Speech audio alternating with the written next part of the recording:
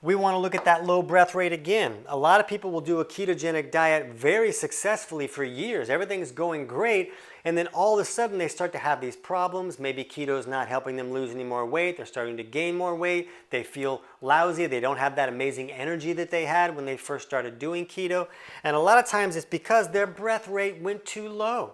So if you've been doing keto for a while and now your breath rate is really low, you may need to start cycling in some carbs. And you may do that maybe one meal per day, but a lot of people only need to do that maybe once or twice a week. So it's not something that they need to do all the time because they're going to knock themselves out of ketosis and the ketogenic diet isn't really going to benefit them. So when you're going to use carb cycling and you're using a ketogenic diet, you really just want to put it in occasionally. Sometimes I'll do like months where I'm doing a lot more carbs, and then I'll do the rest of the year where I'm more keto, very low carb, maybe even carnivore. So how you cycle it in will depend on what your body's telling you. Is your breath rate really low? Is your blood pressure gone too low? When insulin goes very low for too long, for some people, it'll cause them to pee out a lot more minerals, and now their blood pressure is really low and they're not feeling as good on this ketogenic or carnivore diet.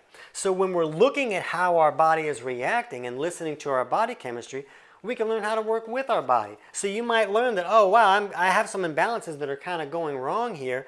I really need to include more carbs until you correct those imbalances, and then you can cycle back into a ketogenic way. For some people, they can go years eating really no carbs. I went probably 6 or 7 years without eating carbs at all, and it all worked really great for me until I started to see this really low breath rate issue, and that was really creating trouble for me.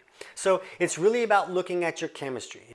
And another thing that you might want to look at is if a person is doing too low carb for too long, they can actually become insulin resistant. Now don't flip your pants or anything like that, because eating low carb and keto is actually one of the best ways to correct insulin resistance.